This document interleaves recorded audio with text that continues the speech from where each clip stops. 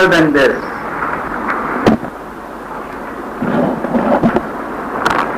Which modern science has created to help you and your brain to create alpha and theta waves or cycles in your brain, the equivalent of dharana and dhyana stage of Yoga Sutra. So, I read an article the other day, very good article. The title was, "Is Patanjali Dead and Wanted No More?" The title of the small article was, "Is Patanjali Dead and Wanted No More?" Because if you put on the machine and if you go into the state of dharana and dhyana, and your brain starts making alpha cycles and theta cycles, fortunately they don't link to come up to the delta cycles of samadhi. Perhaps in a year or two they'll come out with that improved machine to take you to samadhi stage.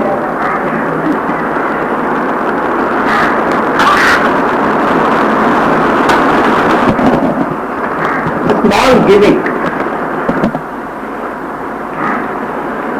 I'm afraid to use it even, it is so small.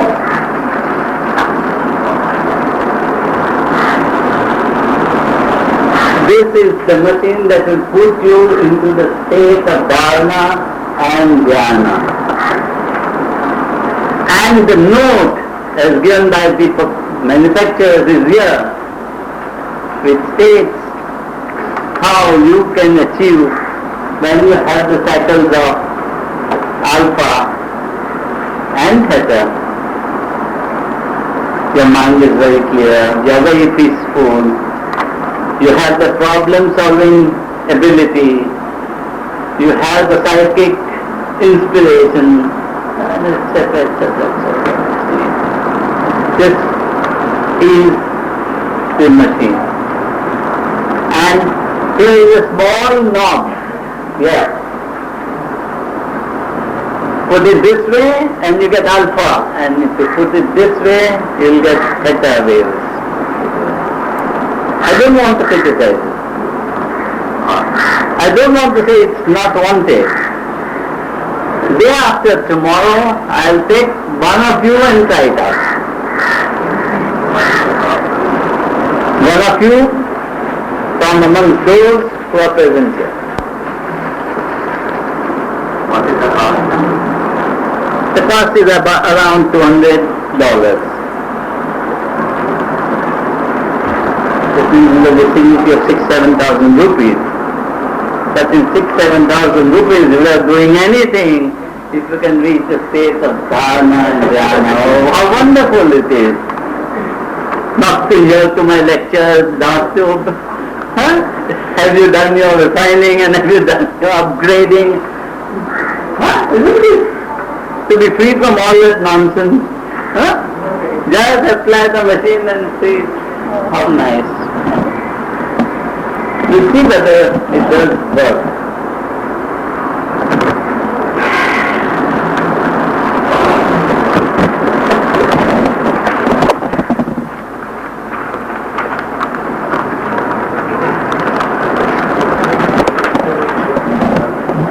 Good. You want? Yeah.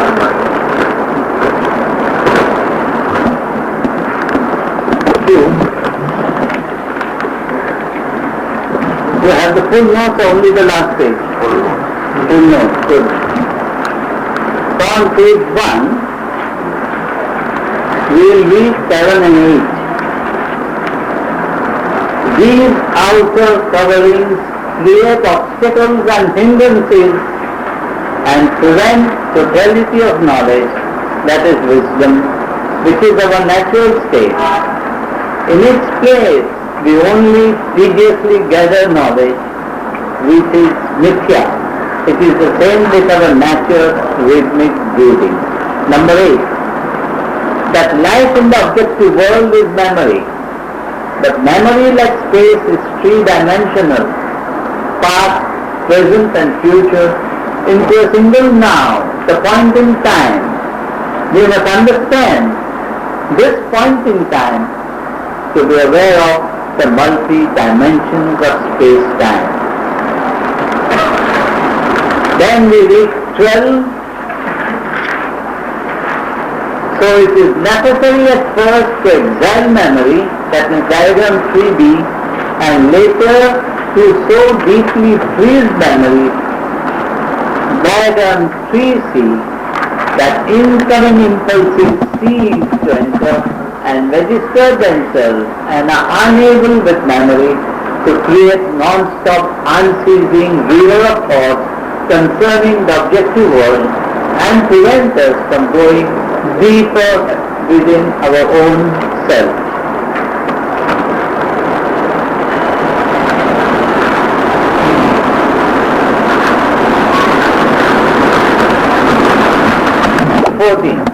All these enable us to experience the unified field of nature, first subjectively and then objectively. Science will never be able to experience. It can only write equations. And 15 and 16 will do. This means that from the point of our broken and surface awareness, we must reach out to unbroken and deep awareness, reaching up to pure awareness. 16. Unbroken and deep awareness, that is pure awareness, is the awareness of infinite divine mind, and it means to be aware always in all conditions, in sleep and more importantly in death, and between the moment of death to the moment of next birth in the next life, and also during the intervening period. This is the main progress, this is the main purpose of life and birth. All else is mithya knowledge. And 17. This is possible only when in any one objective life, whether it be this or any subsequent life, we learn the technique of linking our individual mind and brain to the infinite mind and experience the subjective and thereby the objective existence.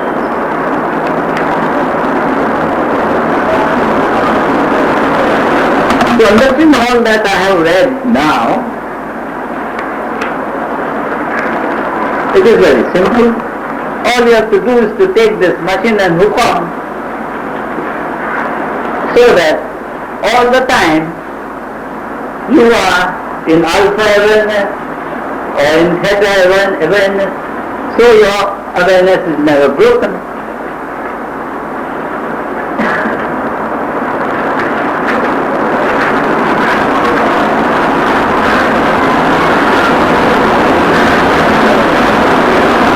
The human being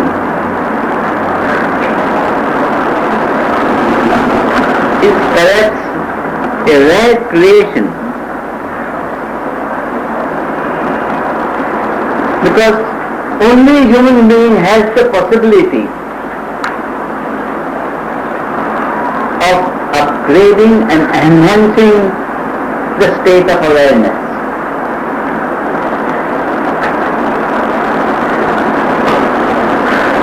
The state of awareness is upgraded when the rates of thoughts per second come down.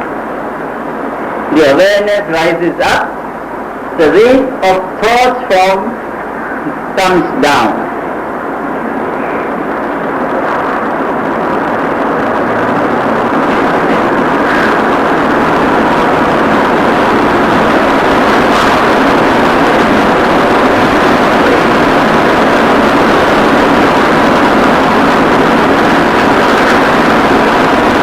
Awareness is difficult to describe. Just as mind is difficult to describe, awareness is very difficult to describe, because it is a quality that belongs to the brain. And when I say brain, I mean every cell in the human body, because every cell in the human body has a brain. And the collective awareness of all the cells and every cell of the grey matter together form the awareness of a human being.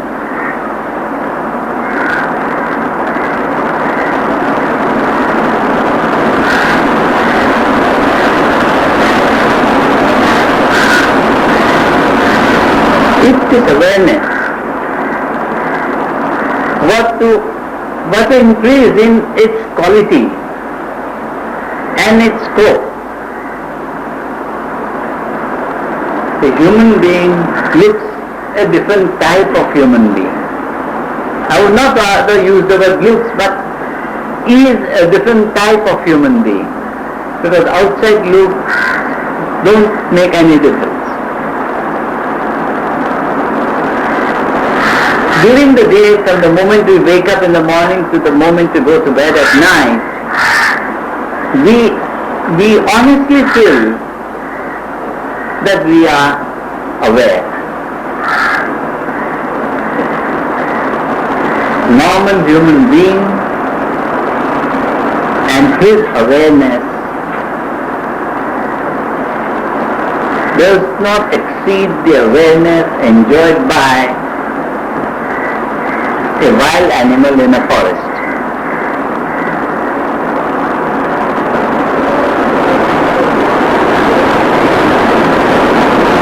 Therefore, at various stages, this very low grade of awareness sinks to near zero.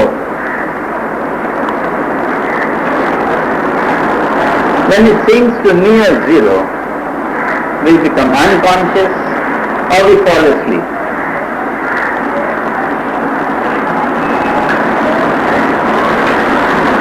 If the length of sleep, instead of being 8 hours or 6 hours at night, if it were to be for a couple of years, 30 years, 40 years,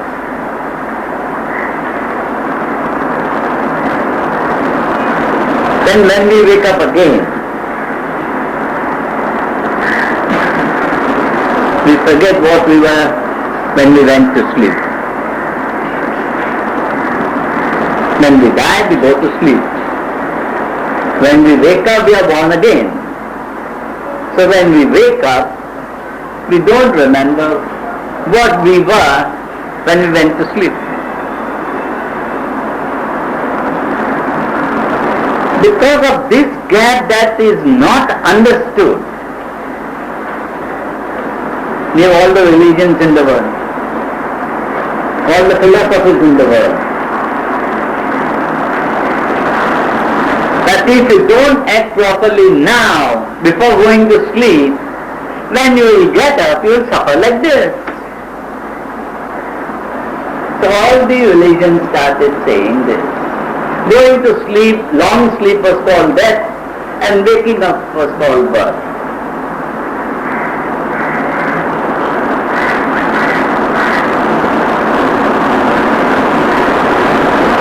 And if the theory is correct, that we sleep in one life and wake up in another, there must be a link. That link is memory. Last time also I explained to you that in our human brain are 3 small pulsating atoms. If you have got those diagrams with you, even in the book you have got today at the back there are diagrams, in that diagram you will see 1, 2, 3. These are the 3 pulsating atoms.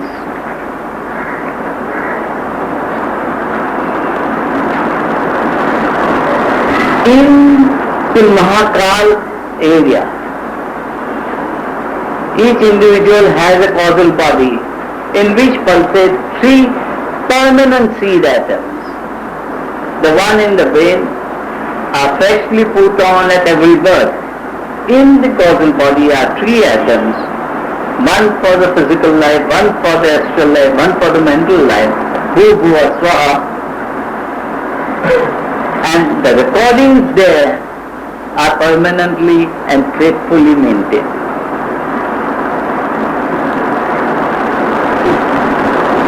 Since from sleep to waking up, one discards one body and takes another, the discarded body and the new body adopted should have a link based on this memory that is held in permanent seed atoms.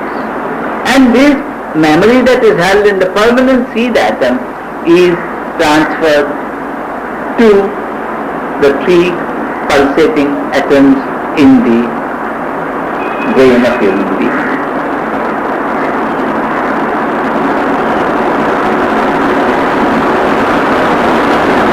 Can we be aware of these pulsations? Can we be aware of these pulsations in the atoms, these three atoms in our brain during our life?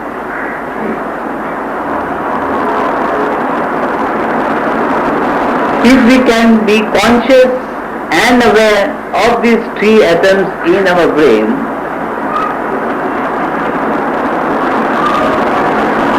if we follow certain techniques of being aware of these three atoms in our brain, at the time of death or during higher practices, we are able to contact these three atoms to those three atoms in the causal body. If in any one life that is practiced, then in the forthcoming new birth, one is able to, by contact with the three seed atoms, to know the awareness that is totally inscribed in those seed atoms, and to know backwards as to what I was when I last fell asleep.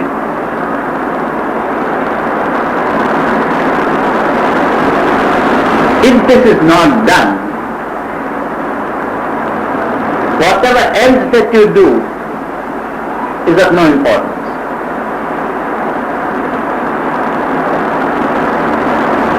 And Yoga Sutra basically teaches this important subject. It does talk about yoga in general, but basically it teaches this very important aspect of human life. What happens when we fall asleep in one life and wake up in the next, and in between whatever that should or could happen, and why does it happen that way? This is the important fact of life. For these various techniques, various philosophies are there, how you could slow down the rate of your thinking so that your awareness keeps increasing, and when your awareness comes up to a certain stage,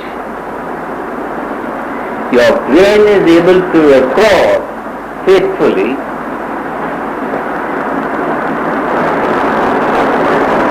why I am born here, why I am born in the manner I am born, why I suffer or enjoy the way I do. All this has to be learned.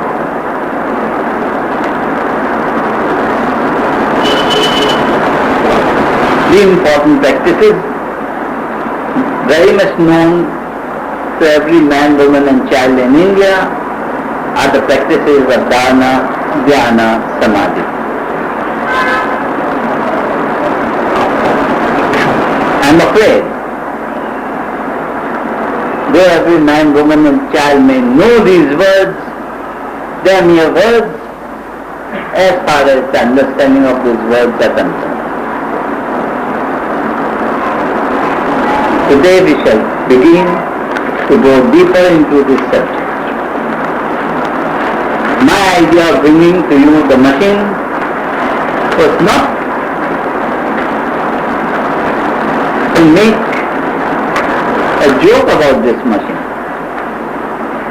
I want to tell you that modern science accepts our theory that for thousands of years we have been propagating this theory that if you lessen the number of thoughts per second in your brain, you will pass to such and such an effect. They are trying to prove now by this machine that your thoughts are lowered, and when they are lowered to this many thoughts per second, you will experience this. When they are further reduced to this, you will experience this. This is what the Yoga Sutra and the other yoga philosophies have been telling us, that we have to entertain certain techniques whereby we lower the rate of thinking. Let us see what we have here before us.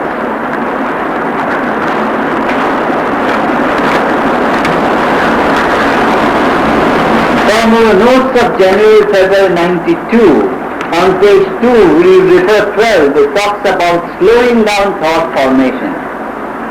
To achieve this, there is an external artificial method. That means the machine. Such a method is non-structural because the individual does nothing to bring it about. Modern day scientific instruments are able to reduce the brain cycles, which indicate the rate of flowing river of thoughts. In other words, when the cycles reduce, they also reduce the rate at which thoughts normally form and flow. By such artificial means, thought rate is reduced in 3 further stages from the one normally existing. Normally, the human brain generates beta cycle waves. The other 3 are generated by A, as stated above, by external help, and B, are generated by individual consciously as per Yoga Abhyas, more as per Yoga Sutra of Sage Patanjali. A is called non-structured, non-disciplined because even after generating, please add any, generating them, they do not form the structure of the individual and will soon evaporate. B is called structured and disciplined because when generated by the individual consciously forms the structure of the individual and remains with the individual. Supposing this machine, as it claims, what to do, what it claims to do, no sooner you put it off, your rate of thinking will start going up and your awareness will start coming down. That is why it is called non-structured, non-disciplined way of generating lower cycles of thought. While the discipline and conscious generation by yoga methods change your structure.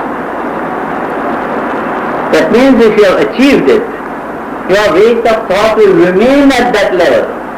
Your awareness will go up and remain at that level. It will change your structure. You get nothing. This is the difference. Is that enough? We have to examine so many things.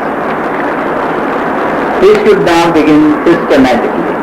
Scientific yoga practices mean that if the same techniques and practices are followed by 10 persons, each must get the same result.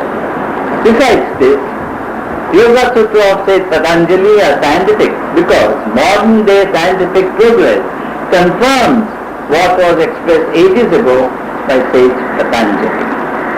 The body-brain system is pain because it is the seat of pain. The senses, the objects and the perceptions, the awareness, lead to suffering. Even pleasure is pain because it is followed by pain. The 3 principal causes or sources of suffering are physical, emotional, mental, cosmic or heavenly. So a human being is not only anxious but is engaged in getting rid of pain and escape from suffering. The methods you may follow may or may not be correct. The mere fact of existing in time, that is, has a term of life, implies suffering. In contrast to other living beings, including gods, man alone has the possibility of rising above his position and abolish suffering. Here I have mentioned three causes: physical, emotional, mental, and cosmic or heavenly. The cause of suffering: A is physical, B is emotional, mental, and C is cosmic or heavenly. Heavenly means not sent by God.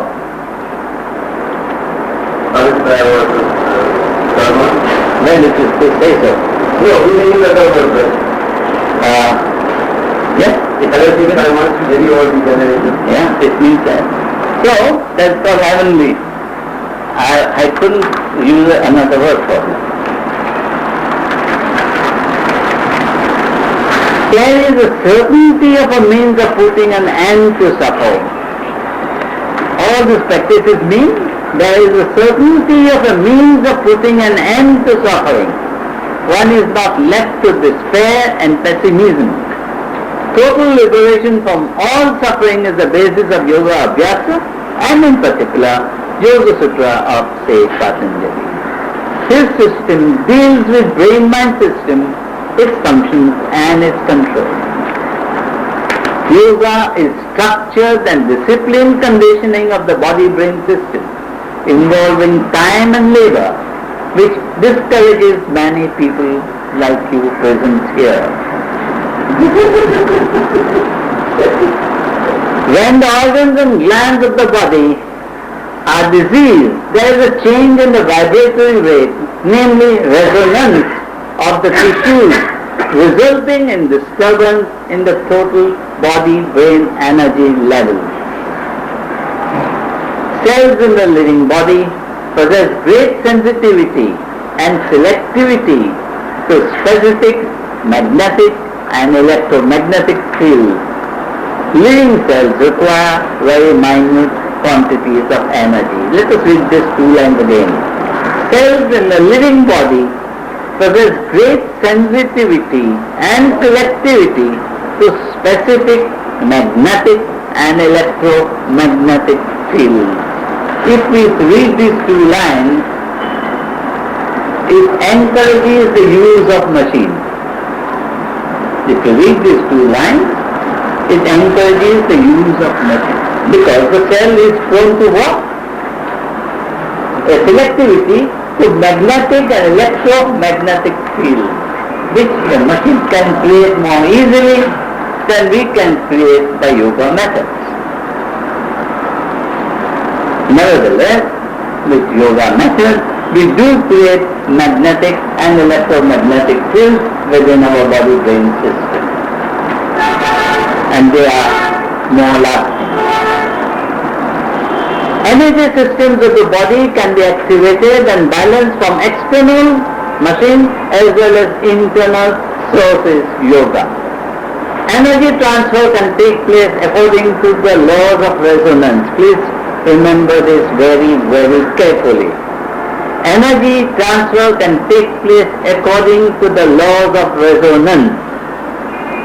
Resonance is an energy exchange between two bodies when the vibratory fields are of very similar frequency range. Please read again and again when you go home. Based on this important law of resonance, the energy field of the physical body is brought to the level of energy field of the astral or molecular body for transfer of higher, not light, higher energy from the astral or molecular body to the physical body by maintaining a rhythm and constant speed of breath intake in the physical body as well as prana intake in the astral or molecular body by the help of three-step rhythmic breathing. Prana is an ancient word meaning higher types of energies. And as prana is of 7 grades, it means many types of higher energies and which could circulate in the physical as well as in the molecular or astral body. A little warning here. But too high energy external therapies, that means if you love this machine too much and try to make too much use of it, it says, but too high energy external therapies or internal practices are disruptive and harmful. Cerebral energy levels play an important role in the maintenance of the total body-brain energy level. When the brain's energy level is low and when the cerebral hemispheres are imbalanced, the brain cannot function at full efficiency. The human brain generates 4 types of energy patterns or cycles, namely beta, alpha, theta and delta, each of a specific frequency circulating throughout the cerebral cortex and in the deeper layers of the brain. A specific frequency pattern promotes a specific state of awareness of the individual.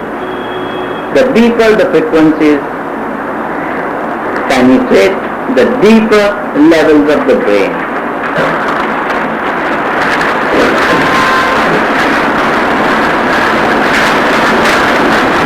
Whether we are awake or asleep, our brain is always in a state of activity.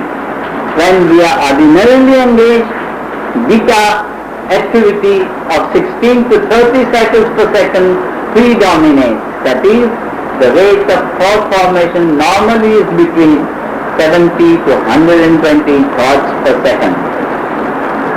Not second, but you should write there, pulse beat. Beta activity in excess can lead to dangerous situations, criminal. Such waves can be passed on from person to person as incoming impulse, like the crowd psychology. Because the human brain is a resonator capable of receiving and transmitting energy waves. Besides this, has health depleting effects of stress, violence, fear, lust, greed, hatred, jealousy and other negative emotions. That is what science says today. That is what the manufacturers of the machine say today. What? That besides this has health depleting effects of stress, violence, fear, lust, greed, hatred, jealousy and other negative emotions. Thus did not read parallel to what Yoga Sutra says, thoughts contrary to yoga are so and so. And also when the sutras talk of hindrances and obstacles. That means the Yoga Sutras are talking about the beta wave cycle in our brain, when the rate of thought is between 70 to 100.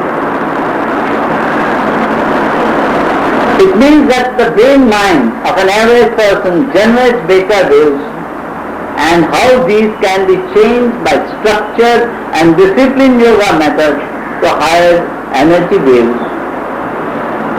When the brain wave pattern further slows down to 17 to 14 cycles per second, that is 30 to 60 thoughts per pulse beat, we enter alpha awareness, which is not really relaxed, yet alert awareness state, highly desirable. If your thought rate only goes down from between 70 to 100 to 30 to 60, all these negative emotions will not disturb you. Between 30 and 60, all the mentioned negative emotions will not disturb you. And the first stage is dharana. When the thought rate is between 30 to 60, we are in a state of dharana. That means we are free from negative emotions. That is next. It is to be noted that the Earth's electromagnetic field, ranging from 1 to 100 cycles per second, picks out alpha state cycles at 10 per second if your brain has steadily maintained the lower cycle. This means that in this state we can tune to Earth's magnetic energy, greatly enhancing alpha awareness. Before page 10, pairs 2 and 3 onwards in the last note, I would like to read out for you. In our last month's note, we said, but through expanded awareness, or as we have mentioned earlier, pure awareness, the limitless reality that is lost to us otherwise is made available. This pure awareness is chiefly an infinite divine mind. Many things do not exist for us, not because they are not there, but because in our inside we have not shaped our brain to perceive them. I am reading again these few lines. Many things do not exist for us, not because they are not there, but because in our inside we have not shaped our brain to perceive them.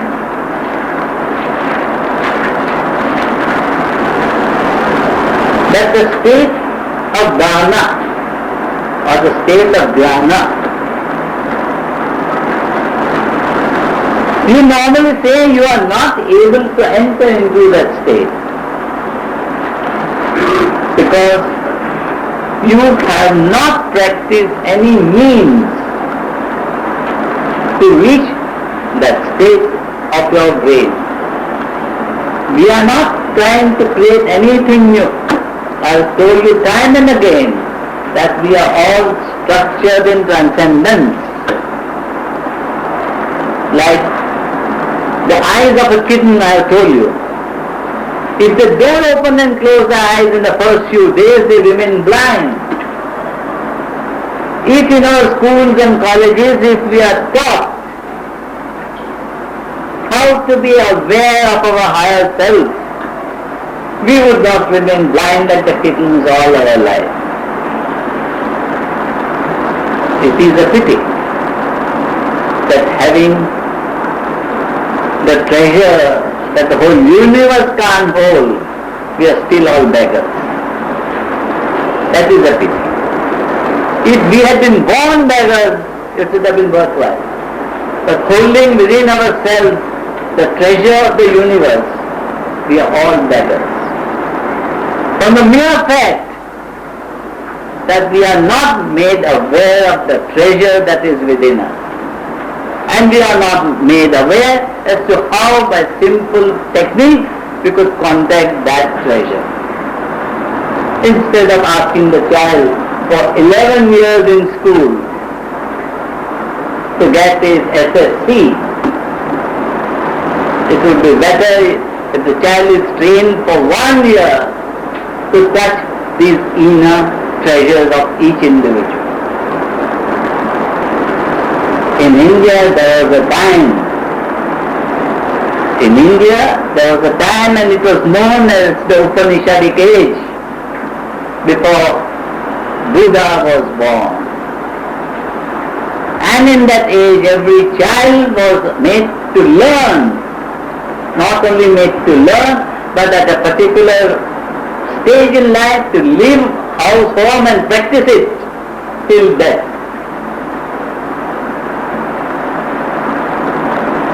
These schools have closed down and your modern schools have come up, teaching you the modern education.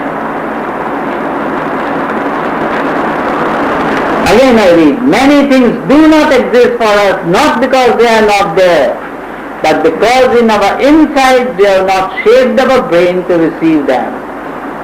We live by 3 channels only: waking, dream, sleep. We can never know that 4th state exists unless our nervous system is prepared for it. Understand it? It is clearly stated, unless your nervous system is trained for that. And yoga methods are nothing but to train your internal body system, body and brain system. That is why you are coming here. That is why I don't know. No, sorry.